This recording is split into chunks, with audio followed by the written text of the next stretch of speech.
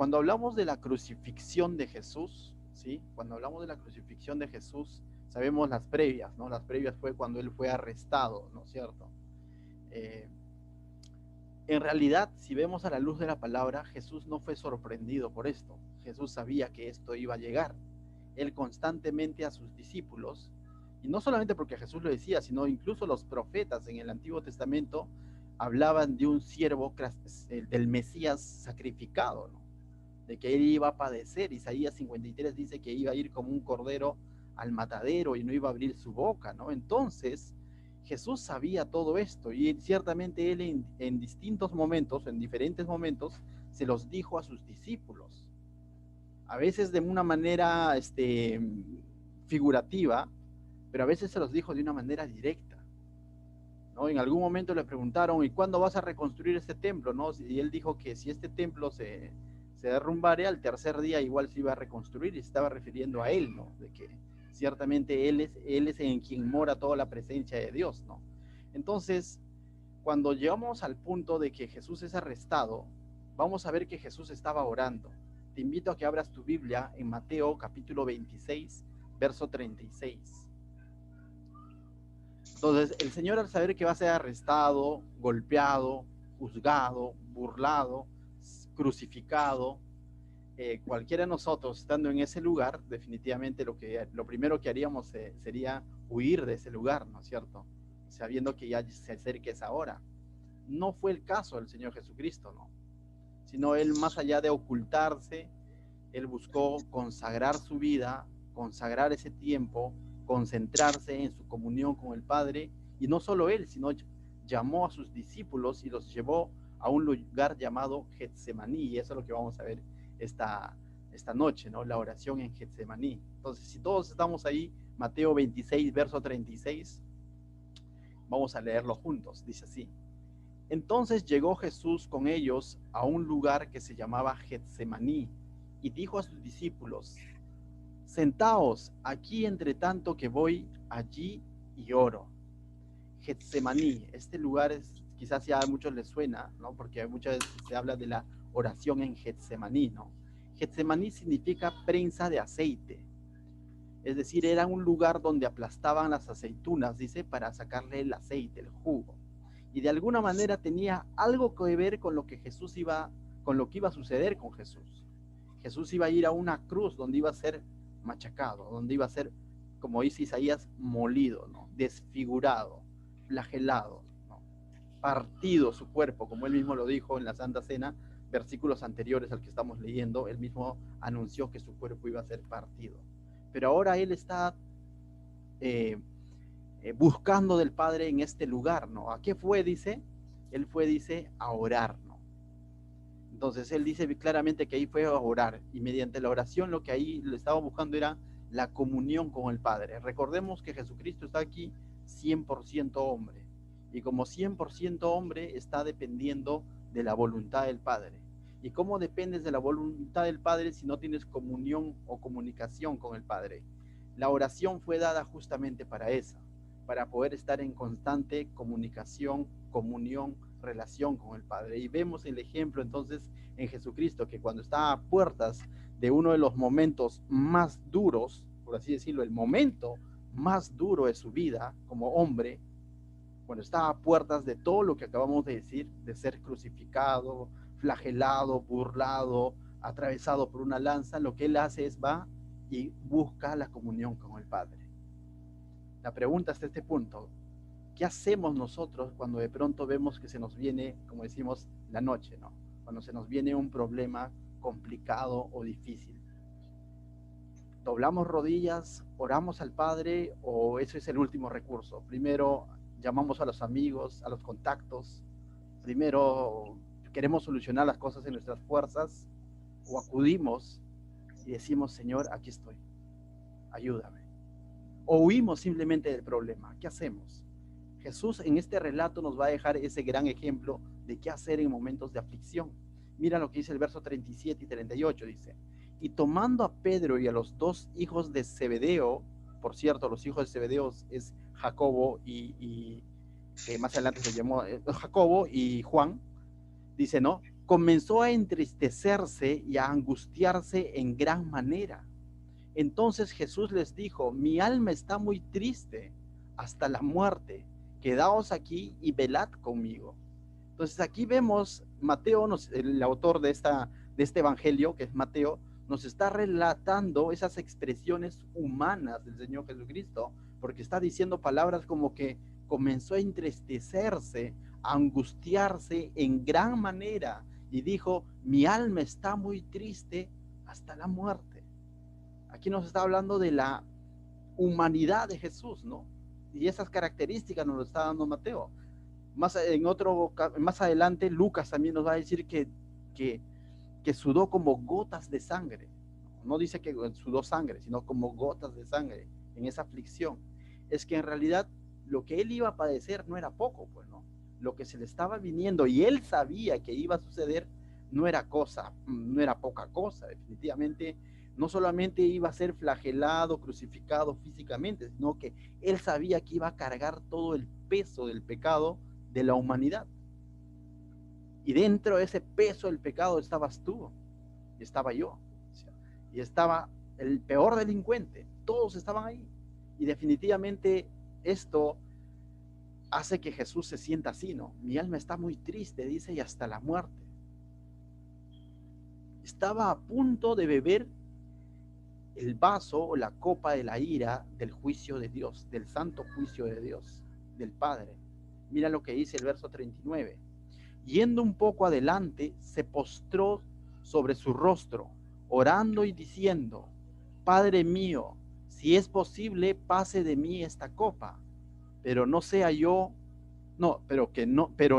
como yo quiero, sino como tú. Entonces aquí vemos a Jesús en su naturaleza humana diciendo: Señor, si es posible, que pase de mí esta copa.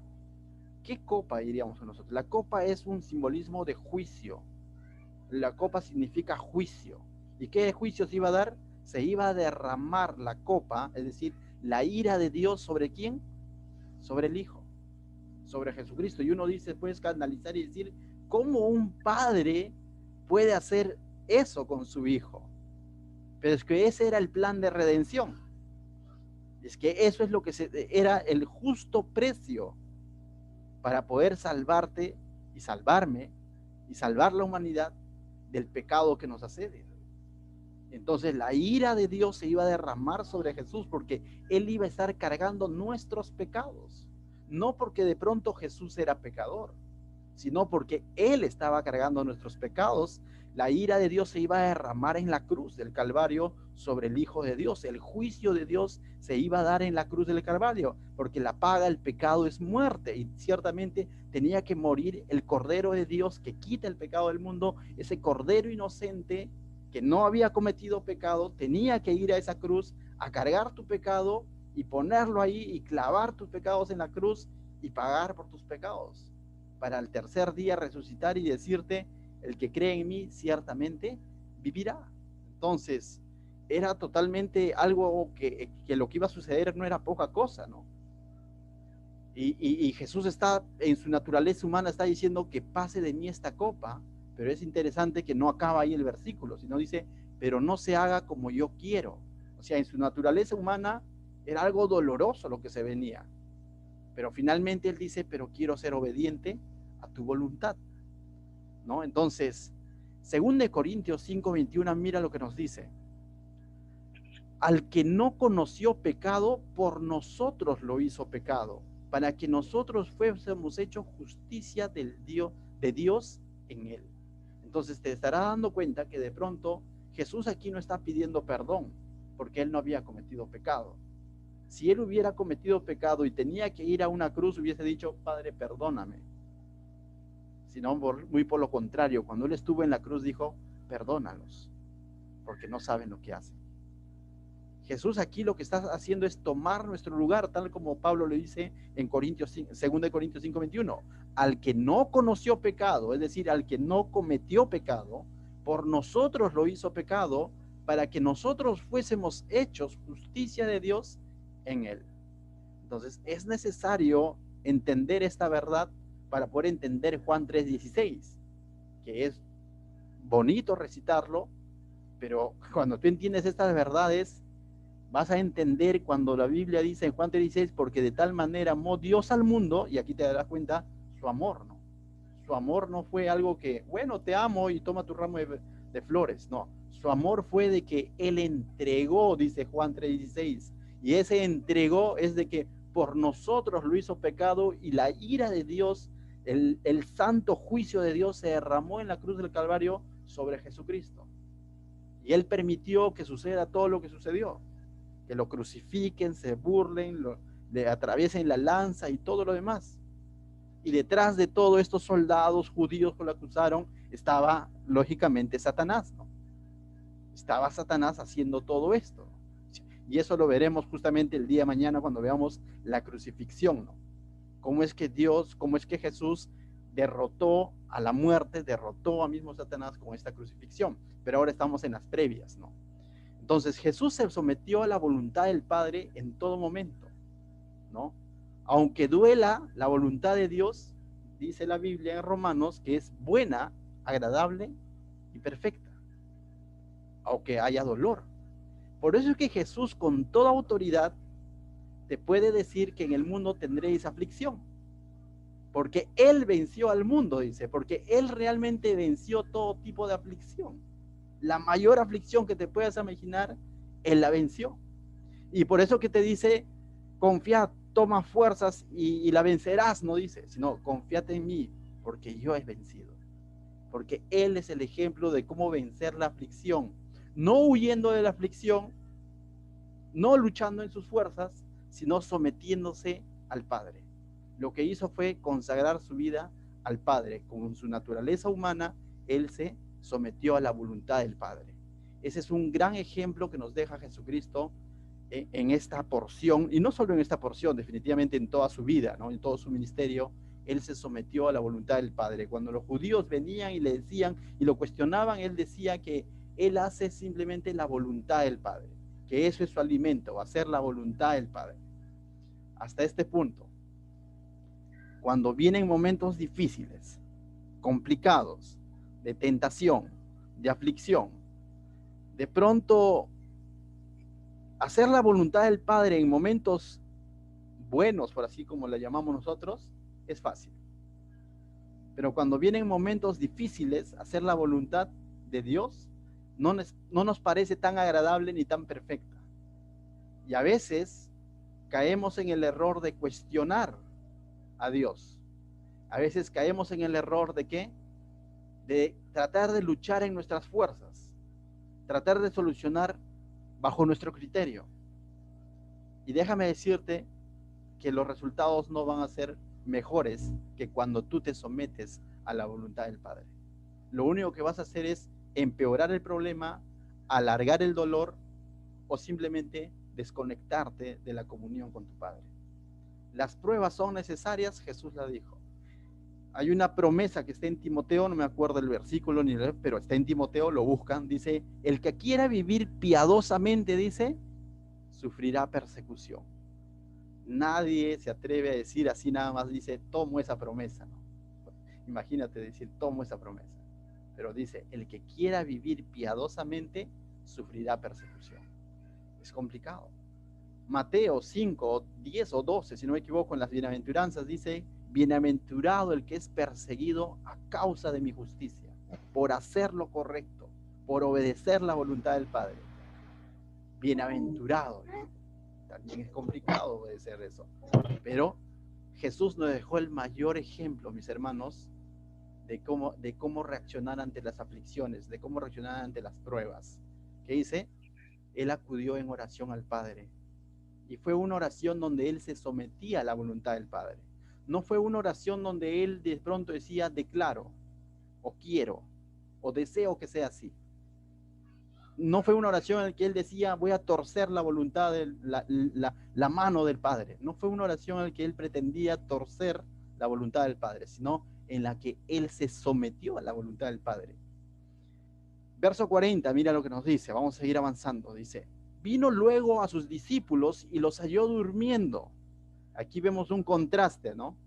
Un contraste que aquel que iba a ser probado, aquel que iba a ser sacrificado, está acudiendo y llevó a sus discípulos para que vean, porque de alguna manera esta persecución que él iba a padecer, también sus seguidores le iban a padecer. Entonces eran tiempos donde tenemos que preparar nuestro espíritu, donde tenemos que preparar nuestro corazón.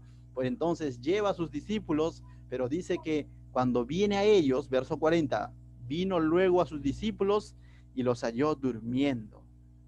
Y dijo a Pedro: ¿así que no habéis podido velar conmigo una hora? Y a Pedro lo tuvo que zamaquear, ¿no? Y si tú ves, Pedro, versículos anteriores, cuando de pronto Jesús estaba hablando de que él iba a ser entregado, Pedro dijo: no, Señor, no transo, yo voy a estar allí. ¿Cómo tú vas a ser entregado? No, o sea, Pedro como que, es más, le dijo: yo no te voy a negar. ¿Quién te va a negar, no? Ese es Pedro, pero aquí lo vemos como durmiendo, ¿no? Y a veces nos identificamos un poco con Pedro, ¿no? Como que de pronto, cuando las cosas van bien, amén, gloria a Dios y todo lo demás. Cuando las cosas van mal, durmiendo. Lo mismo sucedió acá con Pedro. Y vamos a ver que van a venir más cosas todavía por dormirse, ¿no? Entonces, es que Pedro era bien emotivo, ¿no? Era emotivo, ¿no? Y justamente de Pedro hay toda una enseñanza, ¿no? El famoso cristiano carnal, donde todo lo hace por emoción, pero cuando llega la hora de la hora, lo encuentras durmiendo, ¿no? Y por encontrarlo durmiendo va a terminar luchando en sus fuerzas. Vamos a verlo más adelante y vamos a verlo al Señor Jesucristo jalándole de la oreja a Pedro diciendo: ¿qué estás haciendo, Pedro? Veamos, dice entonces: vino luego a sus discípulos y los halló durmiendo y dijo: Pedro, ¿así que no habéis podido velar conmigo una hora? Jesús sabía lo que iba a venir y les había dicho a sus discípulos que la hora estaba llegando. Entonces, hay dos cosas seguras en la vida. Uno dicen que es la muerte, todos vamos a morir físicamente, pero hay otra cosa segura, que Jesús nos los aseguró: en el mundo tendréis aflicción. O sea, es seguro, porque Jesús lo dijo. No porque de pronto el pastor sea pesimista, no, sino Jesús lo dijo: en el mundo tendréis aflicción. A no ser que estemos en el planeta Marte, quizás ahí no hay aflicción, pero mientras estés aquí en el mundo, hay aflicción. Jesús lo dijo y así es como va a suceder. Sucedió con él, sucedió con sus discípulos. Por algo estamos estudiando el libro de Hechos y vemos que aflicción por todo lado, al por mayor, ¿no? Entonces, ¿qué hacemos? Si nosotros no podemos evitar la aflicción, ni el mismo Señor Jesucristo huyó de la aflicción, ¿qué es lo que debemos de hacer nosotros como cristianos para afrontar esta aflicción? Hacer lo mismo que hizo el Señor Jesucristo, estar preparados para esa aflicción. Debemos estar preparados para esa aflicción. Por eso que más adelante el verso 41 va a comenzar diciendo: velad y orad. O sea, esa es la salida, estar preparados. Y para eso necesitamos estar en una actitud de oración. Cerca a Jesús estaba Pedro, Jacobo, Juan, y ellos también necesitaban estar orando con Jesús. Pero como Jesús les dice ahí, no han durado ni una hora, les dice, se han quedado dormidos. Entonces, mis hermanos, las aflicciones que nosotros vivimos, y por cierto las hay, como les digo, lo primero que tenemos que hacer es estar preparados, estar en comunión con el Señor. ¿Y cómo estoy en comunión con el Señor? Ya lo hemos visto, Hechos 2:42, la palabra, la oración, la comunión unos con otros, con la familia del Señor, y teniendo a Cristo siempre presente con el partimiento del pan. Entonces estoy preparado, estoy constante, estoy perseverando en ello. Pero si de pronto me desconecto de esto y pretendo atravesar las aflicciones o cegarme diciendo: a mí no me va a pasar nada, ten cuidado. Todos en algún momento vamos a atravesar aflicción y eso es algo seguro. Todos en algún momento perdemos un familiar, todos en algún momento enfermamos, todos en algún momento vamos a vernos afectados por una u otra cosa. Y eso no lo podemos evitar, pero sí lo que podemos hacer es estar orando y velando, estar como el Señor Jesucristo, en comunión con el Padre. Efesios 6:11, cuando habla justamente de la batalla espiritual, dice: vestidos de toda armadura de Dios para que podáis estar firmes contra las acechanzas del diablo. No dice huyan de las acechanzas del diablo, no dice eso, sino dice: vístete con toda la armadura de Dios para que podáis estar firmes. Y la palabra firme significa bien puestos, bien parados, para que cuando lleguen las acechanzas del diablo, tú estés bien parado. Pero no es un bien parado en tus fuerzas, sino es un bien parado en tu dependencia del Padre, porque otra manera no hay. Vamos a ver Pedro que en sus fuerzas va a estar con una espada ahí bien guardadita, bien encaletada, como decimos, ¿no? Con su por si acaso va a estar Pedro. Jesús no llevó su por si acaso. Jesús se sometió al Padre, sabía lo que iba a venir y se sometió al Padre en oración. Por eso que dice el verso 41, volviendo a Mateo, dice, velad y orad para que no entréis en tentación. El espíritu a la verdad está dispuesto, pero la carne es débil. Y aquí está diciendo una gran verdad. El espíritu a la verdad dice está dispuesto, pero la carne es débil. Ciertamente cuando ya conocemos al Señor, sabemos cuál es la verdad, sabemos qué tenemos que hacer, sabemos que tenemos que perseverar en la palabra, en la oración, en la comunión, en Cristo, sabemos que tenemos que ser guiados en el Espíritu Santo y tenemos quizás incluso entendimiento de su palabra, pero ¿sabes qué? Pero la carne es débil. Y cuando dice que la carne es débil, te está diciendo, ten cuidado, no lo hagas en tus fuerzas, no lo hagas en la carne. En la carne no pretendas estar preparado. Vas a ser tentado, pero la carne es débil.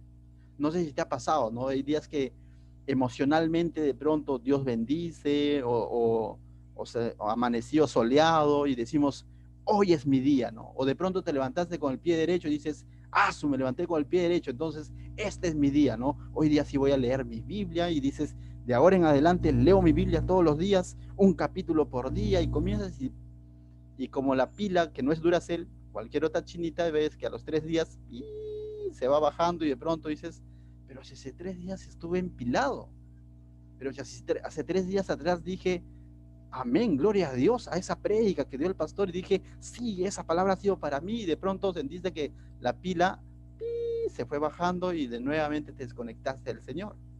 Es que porque estamos haciendo las cosas en nuestra carne, en nuestras emociones, y nuestras emociones son volubles, las emociones salen del corazón y la Biblia dice que engañoso es el corazón, de tal manera que si yo persevero no debe ser porque de pronto me siento bien, ni tampoco porque Dios me ha bendecido hoy. Si yo persevero debo entender que perseverar en las cosas de Dios es una necesidad y un privilegio a la vez. Un privilegio porque si no estoy en Cristo no podría hacerlo, pero una necesidad porque tengo que hacerlo siempre, así no tenga las ganas, así las cosas no vayan bien, así me haya levantado con el brazo izquierdo y no con el pie derecho, es decir, te caíste en la cama, algo así, pero así lo que haya sucedido, tengo que perseverar en las cosas del Señor. Dice, porque vamos a ser tentados en algún momento, pero dice, velad y orad. Es necesario, recuerda que velad y orar no es una opción. Para Jesús no fue una opción. Para él fue necesario ir a Getsemaní a preparar su corazón, a preparar ese tiempo. Para él le fue necesario. Entonces, mis hermanos, esta palabra velad también significa alertas. Debemos andar alertas, no al abandono, no al descuido, no confiados. Lo contrario a alertas, que es andar confiados, ¿no? Decir, bueno, yo ya conozco la Biblia, ya acabé de estudiar todo un libro de la Biblia, o bueno, yo ya tengo 15 años de cristianos, o bueno, yo ya estoy sirviendo a Dios. No te confíes. Tengas un año de cristiano, un mes de cristiano, o 30 años de creyente, o incluso hasta podría ser el pastor, si no está orando, velando, si no está perseverando, simplemente está depositando su confianza en sus fuerzas, en su experiencia, y esas fuerzas, experiencia nos va a pasar una mala jugada. Entonces aquí vemos cómo es que Jesús está llamando a que velen y oren, a lo que los discípulos lo entendieron en Hechos 2:42, que no es otra cosa más que perseverar, continuar, que a pesar de los momentos difíciles que atravesaban, tenían que continuar y continuar y continuar y continuar. De hecho, nosotros vemos, hermanos, que de pronto tenemos reuniones por Zoom lunes, miércoles y viernes, ¿no es cierto? Y vemos que ingresan los hermanos 5 minutos antes, algunos, pling, yo veo, porque tengo un, ¿cómo se llama esto? Me notifica en el celular, ¿no? De que ya ingresó alguien al Zoom.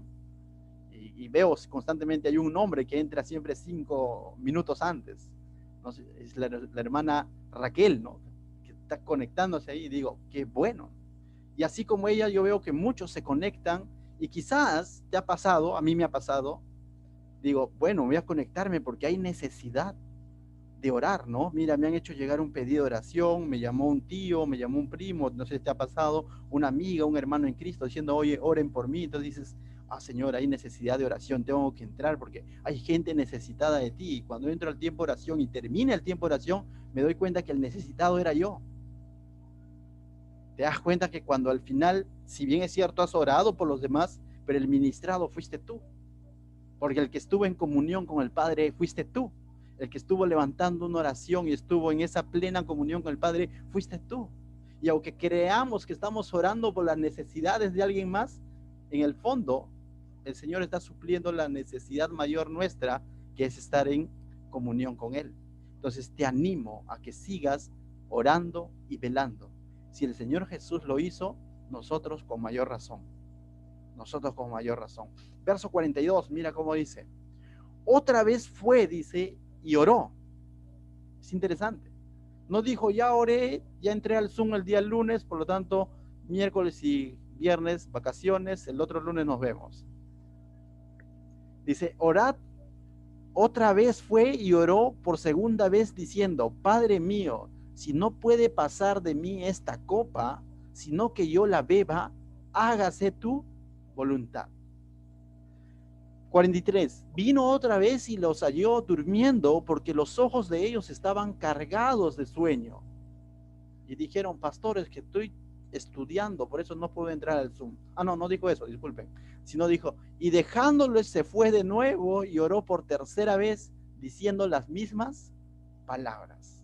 Entonces Jesús constantemente vino a sus discípulos una y otra vez y les dijo, oren, oren, ¿no? O sea, y Jesús estaba llorando.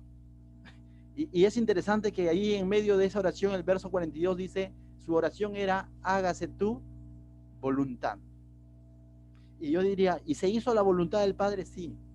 ¿Cómo sabemos que se hizo la voluntad del Padre? Porque finalmente Jesús fue crucificado. Oye, pero la voluntad del Padre no era librarlo de la cruz. No, la voluntad del Padre y la de Jesús, que se despojó de toda su gloria, de toda su divinidad, se hizo hombre, siervo, obediente y obediente hasta la muerte y muerte de cruz, fue la voluntad del Padre y del Hijo. Y finalmente, cierto, se cumplió lo que Jesús estaba orando, porque finalmente Él fue a la cruz. Y esa es una muestra de que ciertamente se cumplió la voluntad del Padre. ¿Cuándo podríamos decir que no se cumplió la voluntad del Padre? Cuando de pronto Jesús desertaba y decía, no, por estos dormilones yo estoy orando, y decía, voy a crucificarme, no, me voy, ¿no? Tomaba su avión y se iba al cielo, ¿no? O sea, ahí podríamos decir, definitivamente no se cumplió la voluntad del Padre, pero se cumplió la voluntad del Padre, pero no fue fácil, o sea, tuvo que ir a la cruz y esa era la voluntad del Padre, ¿no? El Padre ciertamente lo que hizo fue fortalecerlo. Lucas, el escritor Lucas nos da un detalle en cuanto a esto, porque Jesús lo que estaba haciendo era consagrar su vida y decir, Señor, hágase tu voluntad. Lo que estaba pidiendo era fortaleza, porque decía, si es posible que pase de mí esta copa, esto que se viene, en su humanidad él estaba acudiendo al Padre, y mira lo que nos dice Lucas 42-43 refiriéndose a este punto. Dice, y se le apareció un ángel del cielo, ¿para qué? Para fortalecerle. Lucas 42-43. Digo, Lucas 22-43, disculpen. Lucas 22-43 dice, y se le apareció un ángel del cielo para fortalecerle. 44 dice, y estando en agonía, oraba más intensamente, y era su sudor como grandes gotas de sangre que caían hasta la tierra. Y ciertamente dice que vino un ángel del cielo, y si vino del cielo, vino con el permiso del Padre, definitivamente, o mejor dicho, enviado por el Padre, porque no es que el ángel tomó su iniciativa y dijo, ¿a quién voy a ir a flechar? No, sino fue enviado por el Padre, ¿Para qué dice? Para fortalecerlo a Jesús, que estaba en su naturaleza de hombre. Ciertamente se hizo la voluntad del Padre y Jesús termina yendo a una cruz. Era tal la agonía que estaba sufriendo Jesús que pidió ser fortalecido, y Dios envió un ángel para fortalecerlo. De lo contrario, él no luchó en sus fuerzas, ni huyó del problema, ni huyó de esa gran angustia.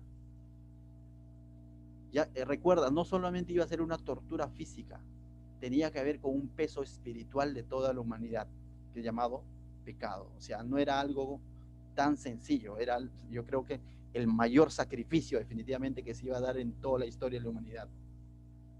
Hasta este punto, mis hermanos, ¿qué aprendemos de Jesús en su oración, en su actitud? Aplicación número 1, lección número 1 que nos puede dejar esta porción. Nada en lo que hagamos en nuestras fuerzas va a ser mejor a lo que tú hagas dependiendo del Espíritu Santo. En tus fuerzas puedes hacer muchas cosas, pero jamás será mejor que la voluntad del Padre. Jamás. Jesús en sus fuerzas de hombre pudo haberse ido de ese lugar, pero él se sometió a la voluntad del Padre y se cumplió el plan maestro del Padre, que es salvarte, y a ti y a mí. Y tú eres resultado de esa obediencia, de esa oración de Jesús en Getsemaní. ¿Qué más nos enseña? Punto número 2, la aflicción de este mundo, dice, ¿no? Hay aflicción en este mundo, eso debemos tenerlo claro, pero debemos de confiar en aquel que venció al mundo. Punto número 2, ya no debe de caber duda en tu mente de que de pronto, no sé, tal vez yo he nacido en una cuna cristiana, como se dice, ¿no? Yo hasta ahorita estoy averiguando dónde venden esa cuna, ¿verdad? Si es en Gamarra, donde, a veces dice, no, yo he nacido en cuna cristiana, ¿no? O yo he nacido en buena familia. Hayas nacido en buena familia, en San Isidro, Pachacute, cuna cristiana, hay una verdad, va a haber aflicción, va a haber aflicción, eso es, pero en esa misma verdad estaría incompleta si no decimos lo siguiente, ¿no? Va a haber aflicción, pero confía que hay alguien que lo ha vencido, y es Jesucristo. Entonces, cada vez que viene un momento de aflicción, di, no, pero esto es completo. Lo completo es de que hay aflicción, pero hay alguien que lo ha vencido y yo tengo que confiar en el que lo ha vencido. ¿Y quién es? Jesucristo. Punto número 3. En la angustia y el dolor, lo peor que podemos hacer es alejarnos de Dios y de su palabra. Lo peor que pudo haber hecho Jesús era alejarse de la voluntad del Padre. Lo que él hizo fue hacer lo que escrito está. Acudió al Padre, consagró su vida al Padre. Entonces, lo peor que puede hacer un creyente es alejarse de Dios cuando está pasando por ese momento difícil. Creer que de pronto Dios está allá por el África atendiendo a otras personas. No, Dios está dispuesto ahí. Está dispuesto para levantarte, para fortalecerte. Por algo dijo en Isaías 41:10, no temas porque yo estoy contigo. No desmayes porque yo soy tu Dios. Que te esfuerzo, siempre te ayudaré, siempre te sustentaré con la diestra de mi justicia. Entonces, mis hermanos, jamás te alejes de Dios. Aunque la mente diga no, decía una canción, ¿no? Aunque los consejos te digan, no va a responderte. Pareciera que Dios no respondió a Jesús, pero vemos que en el fondo sí respondió. Punto número 4. Cuando ores, siempre ora bajo la voluntad del Padre. Y este es un buen punto, porque a veces queremos orar bajo nuestra voluntad, poniendo condiciones. A veces queremos orar declarando cosas conforme a nuestros deseos. Y el poder está en ti, ¿no? El poder está en tu boca y no, siempre ora bajo la voluntad del Padre. Si Jesús mismo lo hizo, ¿cuánto más nosotros también debemos de orar siempre poniéndonos bajo la voluntad del Padre? Punto número 5 que nos enseña esta porción. Jesús jamás se desenfocó producto de la aflicción. Jesús no lo vemos deprimido, tampoco amargo, no se victimizó, no se amargó la vida. A veces cuando pasamos aflicción, nosotros, que levante la mano al que no ha hecho esto, pero nosotros a veces nos autovictimizamos con Dios. Decimos, Señor, ¿por qué a mí? O nos deprimimos, ¿no? O nos amargamos la vida. Y vemos aquí un ejemplo en Jesús cuando estaba a puertas de la más grande aflicción, de la más grande prueba de la humanidad, jamás se desenfocó. Siempre su mirada estuvo puesta en el Padre. Ya ves, nosotros como que, Señor, ¿así quieres que vaya a la iglesia? ¿Así voy a seguir orando por mi prójimo? ¿Cómo a él le contestas y a mí no? Quizás no lo decimos, pero lo pensamos. No permitas que la aflicción, el momento difícil que puedas estar atravesando, te desenfoque de la voluntad del Padre. No te amargues la vida, no te autovictimices. Recuerda, no eres una víctima. Y siempre esto yo lo tengo claro en cuanto a una posición personal. No soy víctima, soy victimario. ¿Victimario de quién? De que por mí a Jesucristo lo hayan crucificado. Y cuando veo la figura desde ese punto digo, no merezco nada, gracias Señor, es por tu gracia. Pero si yo creo que soy víctima, creo que soy merecedor de algo. Y merecedores de algo no creo que lo seamos. Amén. Entonces, es interesante cómo es que el Señor Jesucristo nos enseña entonces, a través de esta oración, grandes verdades. Y el autor de Hebreos, más adelante justamente va a dar una idea que engloba todo lo que estamos viendo hasta el momento. En Hebreos capítulo 12, muchos de nosotros recordamos la primera parte, Hebreos 12, verso 2, muchos de nosotros recordamos la primera parte y muchas veces lo citamos y lo decimos de memoria. Pero este versículo es completo. Mira lo que dice Hebreos 12, verso 2. Puesto los ojos en Jesús y el autor y consumador de la fe. Y cuando tú dices este texto, ¿cómo te imaginas a Jesús? Yo me imagino en su caballo blanco, todopoderoso ahí, ¿no? Puesto los ojos en Jesús, el autor y consumador de la fe. Pero ¿sabes en qué contexto lo dice el autor de Hebreos? Dice, el cual, por el gozo puesto delante de él, sufrió, ¿qué dice? La cruz, menospreciando el oprobio, y se sentó a la diestra del trono. Sí, él está en la diestra del trono, pero ¿sabes qué? Él nos dejó la mayor muestra de fe y obediencia, ¿dónde? Cuando estuvo en la cruz. Pero delante de él, dice, vio el gozo delante de él y menospreció el oprobio, es decir, el gozo que tenía delante de él hizo que él vea toda la aflicción, todo el maltrato que él atravesaba, lo vio de otra manera. Mayor fue el gozo que estaba delante de él cuando él estaba en la cruz. Es decir, mayor fue su motivación que estaba delante de él que los dolores, que el clavo, que la corona de espinos, que la cruz. Mayor fue lo que estaba delante de él. ¿Y qué estaba delante de él? Vidas redimidas, vidas salvadas, vidas rescatadas. Tú, ahorita conectado a un Zoom, escuchando su palabra, eso estaba delante de él, diciendo, este oprobio, esta aflicción, no. Primero está lo que está delante de mí. Y fue obediente en la cruz a la voluntad del Padre. Por eso es que nosotros debemos tener nuestra mirada en Jesús, el cual es el autor y consumador de la fe, el ejemplo de fe y obediencia al Padre. ¿Me dejo entender? Entonces, mis hermanos, si Jesús tuvo ese gozo y vio tu vida cambiada y por eso estuvo decidido a entregar su vida en una cruz, ¿nosotros qué hacemos? Amargándonos, autovictimizándonos, deprimiéndonos cuando vienen pruebas, aflicciones. Con mayor razón, aférrate al Señor, continúa. Por ahí días atrás les pasé unos videos, me parece que a los siervos, un video sobre un resumen sobre la vida de Pablo. Y yo cuando veo ese video digo, ciertamente Pablo estuvo inspirado en todo momento en la vida de Jesucristo, porque de lo contrario Pablo no hubiera hecho lo que hizo, ¿no? Definitivamente Pablo tuvo a Jesucristo por encima de su propio yo, tal como él lo dice en sus cartas. Continuemos. Ahora vamos a ver la segunda parte, el arresto. Jesús va a ser arrestado una hora que está orando. Verso 45 dice, volvemos a Mateo. Estando vivo, dice, no, entonces, disculpen, entonces vino a sus discípulos y les dijo, ya duerman, le dijo. Bueno, no, vamos a leerlo según Reina Valera, ¿no? Ese según Anderson, le dijo, ya duerman, bueno. Pero según Reina Valera fue, y les dijo, dormid ya, descansad, chambeado mucho.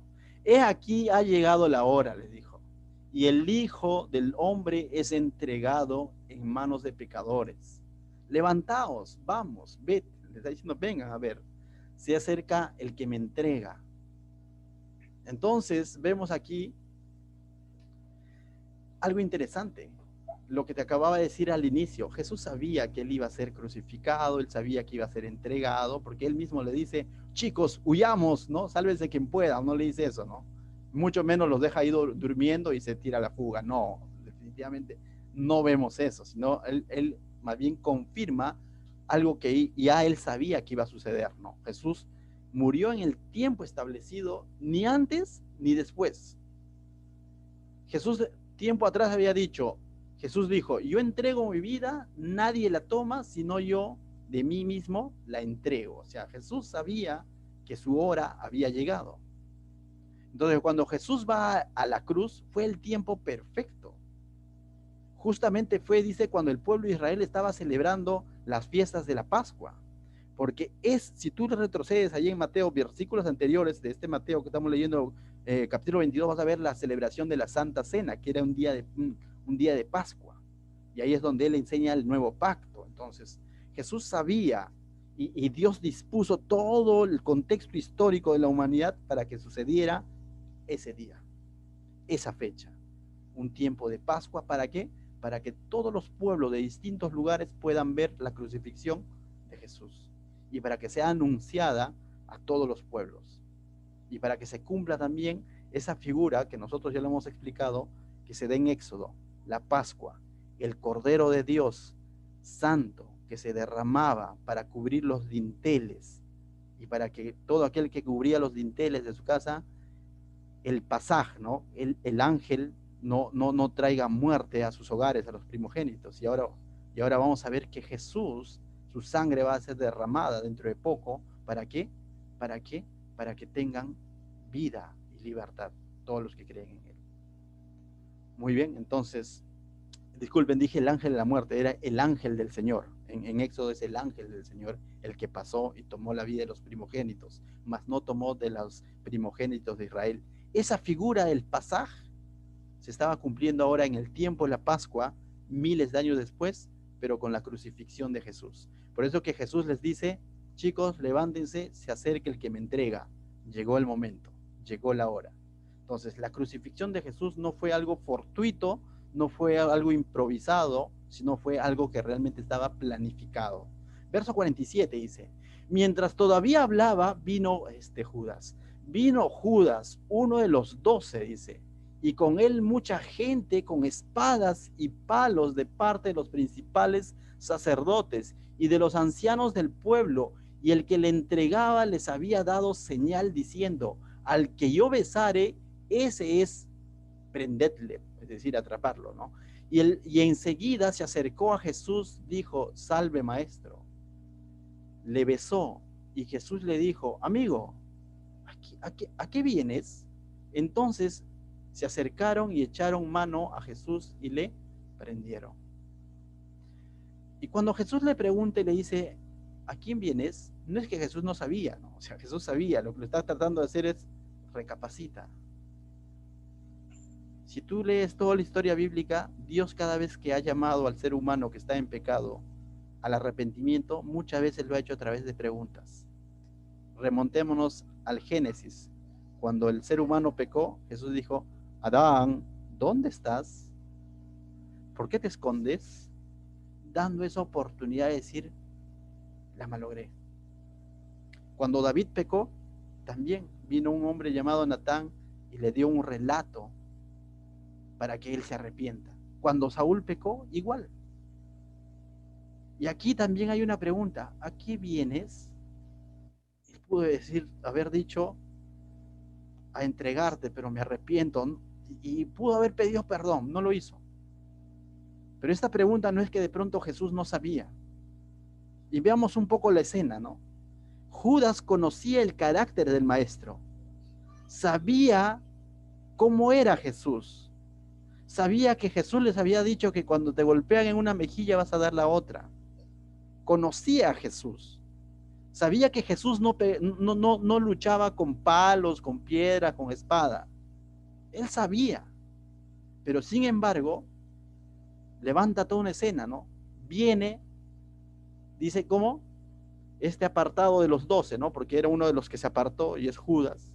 Viene con un mini ejército de hombres, ancianos, ¿no? Fariseos, con todo ese orgullo, soberbia, diciendo al que yo besare ese es, ¿no? Y viene y le dice todavía, salve maestro, ¿no? O sea, eso es, como se dice, eso es soberbia, ¿no? Sálvate pues, maestro. Entonces, con toda esa dureza de corazón, que no tiene otro nombre más que hipocresía, viene armado con piedras, palos, como si Jesús va a reaccionar en esos términos, y lo besan. Y te vuelvo a decir, Jesús había conocido al maestro, había convivido con el maestro. Judas había pasado tiempo, pero ¿sabes qué? En ningún momento lo tuvo como su Señor. Y si no lo tuvo como su Señor, tampoco lo tuvo como su Salvador. Y él sabía lo que iba a hacer. Por eso que en la última cena, que está en versículos anteriores, él sale huyendo. Y sabía que él era. Es más, desde que a Jesús dice que de pronto una mujer derramó un perfume carísimo a sus pies y enjuagó los pies del maestro, Judas dijo, qué desperdicio. Eso podemos venderlo y darlo a los pobres, dijo, ¿no? Y la Biblia dice, pero no era esa en realidad su intención, sino que a él le gustaba sacar de la caja, ¿no? De las ofrendas, sacaba para él. Entonces, definitivamente, aunque estaba cerca a Jesús y había pasado tiempo con Jesús y de pronto se sabía la Biblia de verso a verso, en realidad su corazón estaba bien lejos. Y ese es Judas y termina haciendo lo que hace, ¿no? Entonces, jamás realmente le entregó su vida al señorío de Jesús. Es decir, y si no le entregó su corazón, su vida al maestro, ¿qué es lo que sucedió entonces? Lo que tuvo fue una vida de apariencia. Y eso se le llama hipocresía, ¿no? Aunque quizás hizo cosas junto con los otros discípulos, a lo mejor hicieron cosas, empujaron el barco, no sé, o sea, una u otra cosas físicas, y a lo mejor estaba sirviendo ahí, pero en el fondo su corazón estaba bien lejos. Por eso que siempre decimos, el hecho de haber sido de utilidad para el Señor no es garantía de que sea nuestro Señor. Por eso que la Biblia dice que no es por obras, sino es por fe. Es por haberle entregado tu vida a Cristo, por haber reconocido su gracia. Y aquí vemos un claro ejemplo, ¿no? Más adelante, cuando Jesús oró por sus discípulos, en Juan 17, dijo, ¿no? O sea, Juan 17 dijo de que a los que me has dado, los he cuidado. Pero había uno que definitivamente estaba conforme a las escrituras de que definitivamente lo iba a traicionar. Verso 55, avanzamos, dice. Pero uno de los que estaban con Jesús, dice, extendió la mano, sacó su espada, e hiriendo a un siervo del sumo sacerdote, le quitó la oreja. Entonces, se creía torero, ¿no? Dice, entonces Jesús le dijo, vuelve tu espada a su lugar, porque todos los que tomen espada a espada perecerán, ¿no? Entonces, dice, pero uno de los que estaba con Jesús, escucha, es decir, uno de los discípulos de Jesús, y es rápido nada más podemos sacar la cuenta quién fue. Y aunque Mateo no lo dice, que era su compadre, pues, porque lógicamente a este evangelio de Mateo, muchos creen que es el evangelio de Pedro, sino que Mateo fue el escritor, ¿correcto?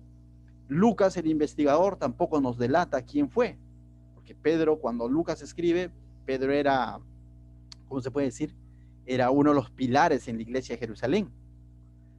Marcos también, el joven Marcos, ¿qué va a decir? Bueno, tampoco lo relata quién era. Pero hay alguien, el discípulo amado, el engreído, él dice, fue Pedro, dice. ¿Y sabes quién es ese discípulo amado? Juan. Juan en el capítulo 18, verso 10, él nos dice el nombre. Mientras que acá en Mateo estamos viendo, dice, uno de los que estaba con Jesús, que tan difícil era saber quién era.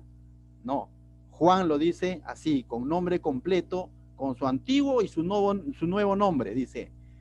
Juan 18:10 dice, entonces Simón Pedro, alias tal, faltaba que diga eso, ¿no? Faltó eso nada más ya, ¿no? Entonces Simón Pedro, que tenía una espada, dice, la desenvainó e hirió al siervo del sumo sacerdote y le cortó la oreja derecha, y el siervo se llamaba Malco, incluso sabía quién era el siervo, ¿no? Que se quedó sin oreja por unos segundos.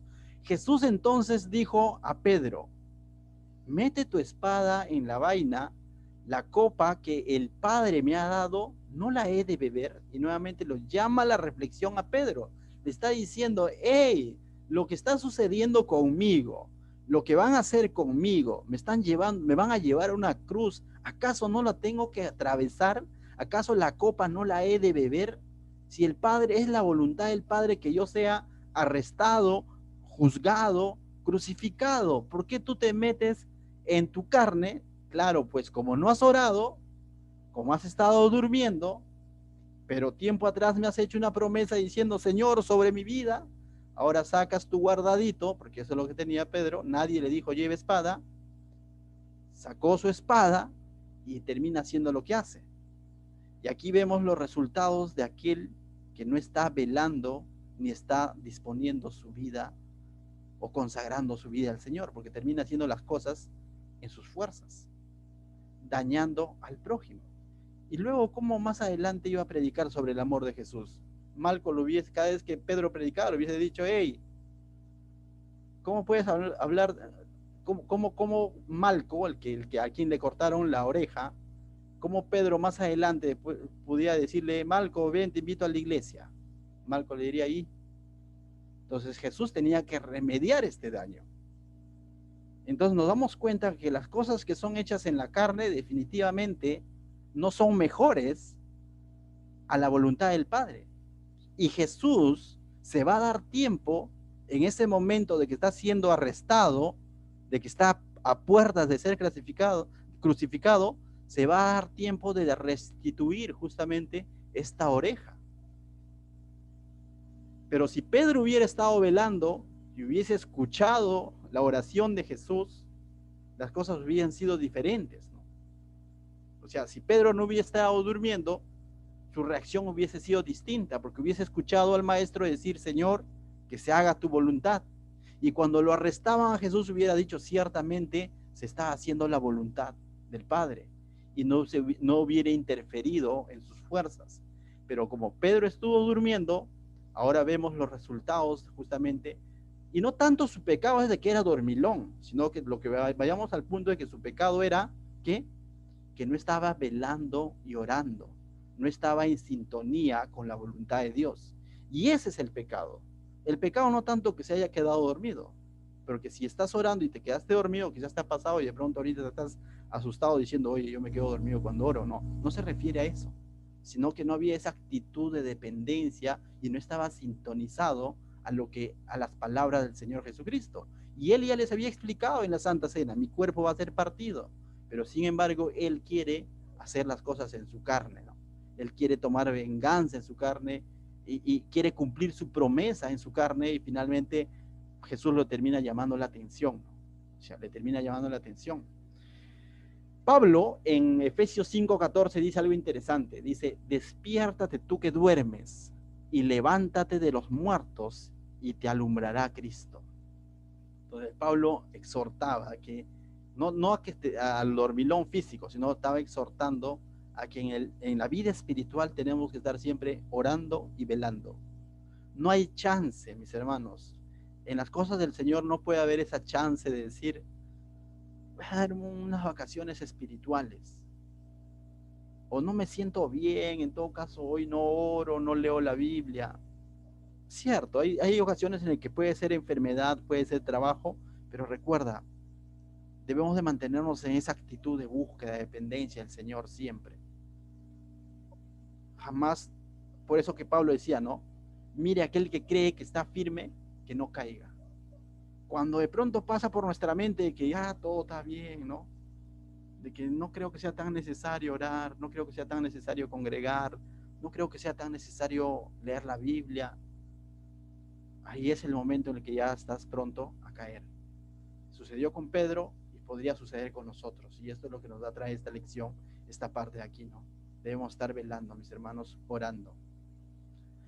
Pablo también decía en 2 Corintios 10:4, decía, porque las armas de nuestra milicia no son carnales, sino poderosas en Dios para destrucción de fortalezas. Efesios 6 dice que nos ha dado una armadura espiritual y describe toda la armadura. Entonces, mis hermanos, es más claro que el agua. Aquí vemos dos ejemplos: la dependencia de Jesús siendo el Maestro, siendo el Señor, su dependencia del Padre, y vemos por otro lado la figura del discípulo Pedro, y no solo Pedro, que vamos a ver dentro de unos instantes que todos estaban dormidos y a todos les va a pasar la factura el no haber estado velando. Mira lo que dice el verso 53. Dice 53, ¿acaso piensas que no puedo ahora orar a mi Padre y que Él no me daría más de 12 legiones de ángeles? Una legión, si no me equivoco, es aproximadamente entre 5,000 a 6,000 personas, ¿no? O sea, eso, legión, se usaba ese término para ver los ejércitos romanos, ¿no? Si no me equivoco, era entre 5,000 a 6,000 personas una legión. Y aquí está diciendo, ¿acaso, dice, no? El que no me daría más de 12 legiones, ahora 12 por 6, 72,000 ángeles con ese mini ejército que había llevado Judas, ¿te imaginas? Definitivamente los desaparecería, ¿no? Y Jesús dice, ¿acaso no sería eso así? Pero no, dice 54. Pero entonces se cumplirían las escrituras, le dice, le está tratando de hacer entender a sus discípulos, ¿no? Entonces, si yo hago eso, aunque podría hacerlo, se cumplirían las escrituras, le dice, de que es necesario así se haga. O sea, él sabía que era necesario ser arrestado. Entonces, lo que le está diciendo a los discípulos, tranquilos, no se metan, no interrumpan. Tengo que ir a la cruz, porque si no, ¿cómo los salvo? ¿Cómo pago por sus pecados? ¿Cómo hago para que no sigan cortando orejas? Entonces, Jesús, siendo Dios o el Hijo de Dios, y aquí en su naturaleza de hombre, por cierto, se sometió a lo que está escrito, a lo que estaba establecido.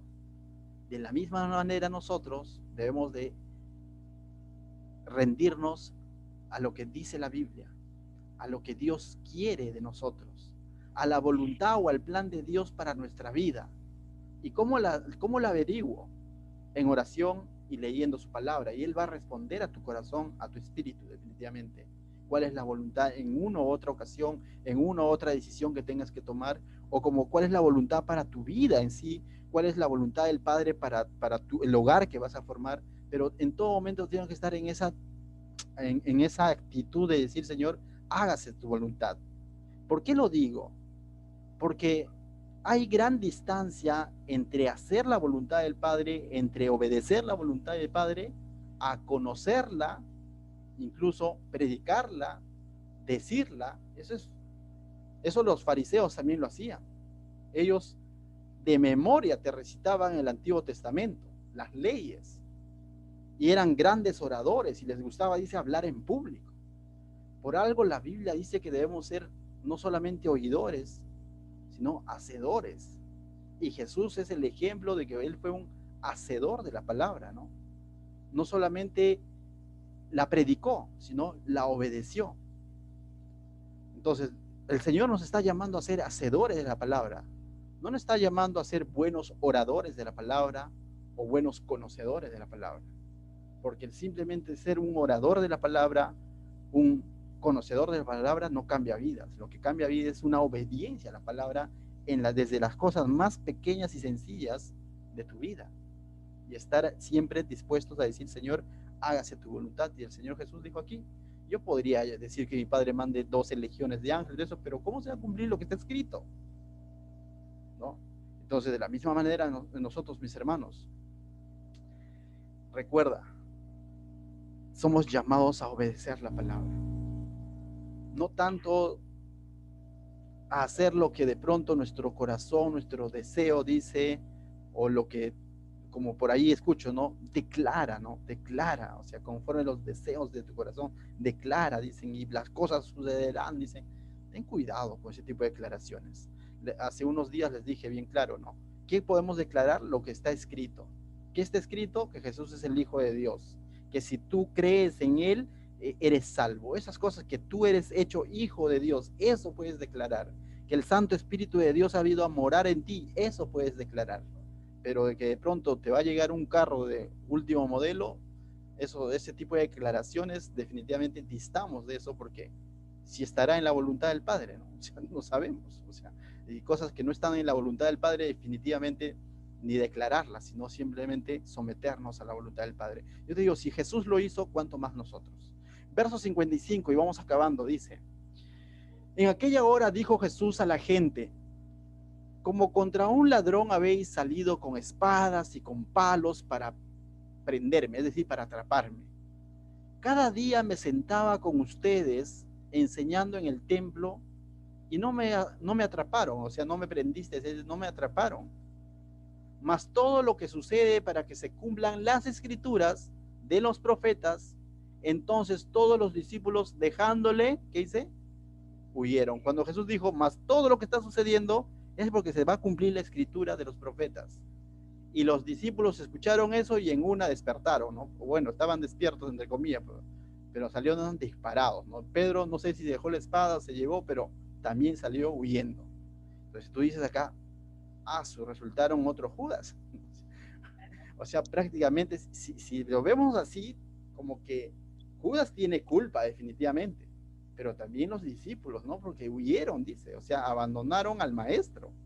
¿A quién le habían dicho? ¿Quién te va a traicionar? ¿Quién te va a negar? ¿No?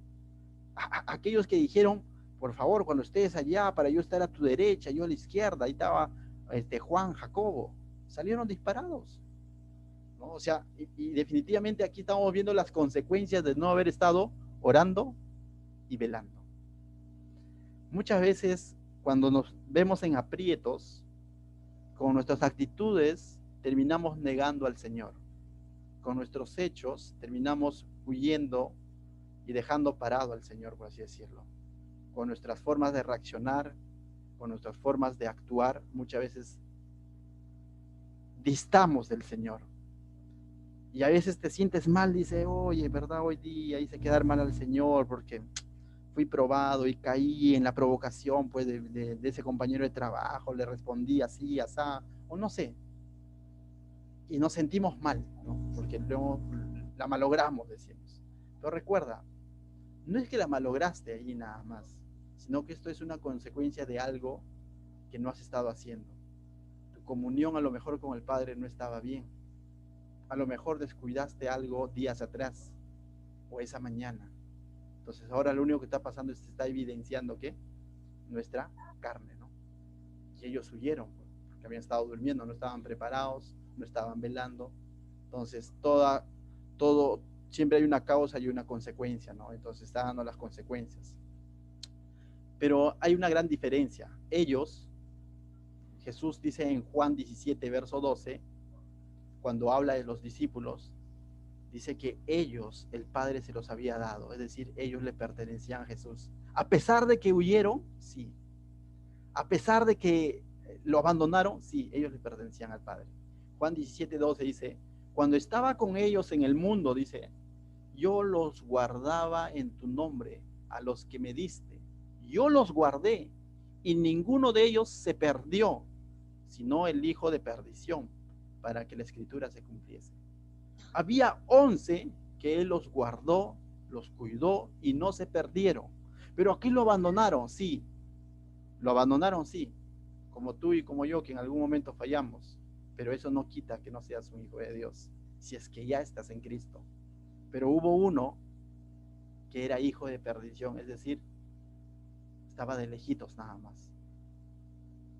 Pero los otros tenían esa voluntad, estaban con Jesús, reconocían a Jesús, pero en su debilidad, ¿qué hicieron? Huyeron y lo abandonaron. Y quizás cuando escuchamos esta historia tú te puedes identificar, ¿no? Si ya eres hijo de Dios y por ahí, como te decía hace un momento, la has malogrado, has tenido reacciones que no son de un hijo de Dios, has metido la pata, le has fallado al Señor.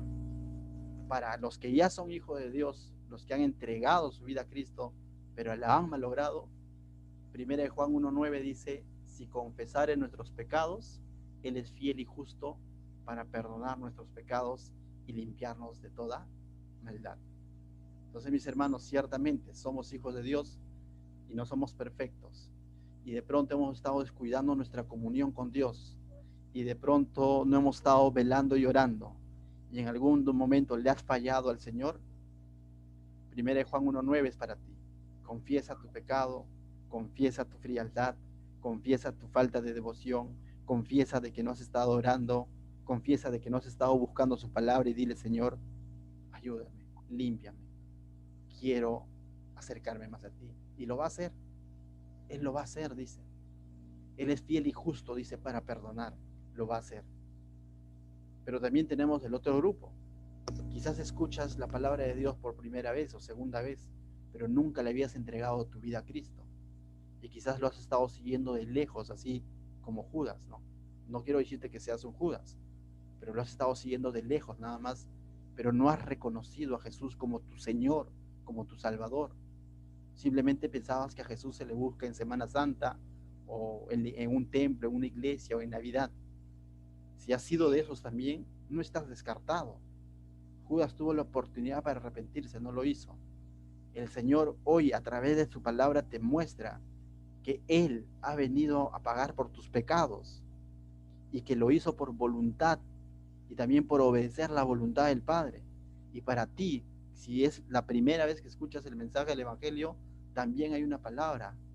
Juan 1:12 dice: mas todos los que le recibieron, a los que creen en su nombre, les dio potestad de ser hechos hijos de Dios. Más allá de que ya seas cristiano, pero lo has estado malogrando, has estado teniendo una vida a medias, viviendo en la carne, hay una oportunidad de pedir perdón y nuevamente acercarnos al Señor. Y si lo has estado siguiendo de lejos, pero no lo has tenido como tu Señor y Salvador, también es una buena oportunidad para que digas: Señor, te entrego mi vida, quiero depender realmente de ti. ¿Qué tal si oramos esta noche? Padre mío, te doy gracias, Señor, esta noche por este tiempo que tú nos permites poder estudiar tu palabra, Señor. Tú conoces, Señor, lo profundo de nuestro corazón, nuestros pensamientos, nuestra mente, nuestros deseos, Señor. Y reconocemos, Señor, que muchas veces, a veces lo ponemos por encima de tu voluntad, Señor. A veces puede más nuestro corazón, nuestras emociones, que tu palabra, Señor. Y hoy reconocemos que eso trae consecuencias, Señor. Y aunque tú no nos desechas, Señor, definitivamente el simple hecho de ver que te negamos con esas actitudes o te abandonamos con esas actitudes, Señor, no es lo correcto, Señor. El simple hecho de recordar que si ya te tenemos como nuestro Señor y Salvador, pero hacemos lo que a nosotros nos parece, se cumple lo que dice Pablo, Señor, que contristamos tu Santo Espíritu. No queremos seguir viviendo así, Señor, sino por lo contrario, queremos vivir siempre agradando, Señor, agradando tu señorío. Y danos esas fuerzas, Señor. Ayúdanos con tu Santo Espíritu, Señor, para poder pasar esos momentos de aflicción, momentos difíciles, Señor. Porque tú dejaste ejemplo, Señor, de cómo es que atravesaste ese momento, Señor. Cómo es que te preparaste, Señor. Y cómo es que te sometiste a la voluntad del Padre, Señor. Gracias porque vemos, Señor, de que no fue un acto fortuito, Señor, tu muerte en la cruz, sino fue totalmente planificado, Señor, en el cual tú fuiste obediente y que tuviste ese gozo delante de ti, que era nuestra vida cambiada, Señor. Y a pesar del oprobio, a pesar del insulto, a pesar de la cruz, a pesar de los látigos, Señor, injustos, a pesar de la corona de espinos, Señor, tú entregaste tu vida por nosotros. Y por eso te damos gracias, Señor. Y te pedimos que perdones todo tipo de frialdad, todo tipo de carnalidad que pueda haber en nuestros corazones, y lo puedas sacar y nos ayudes a vivir, Señor, velando, orando, perseverando en tu palabra, Señor, tal como tú lo mandas, Señor. En el nombre de Jesús, que la gloria, la honra sea para ti, mi Dios. Amén. Amén.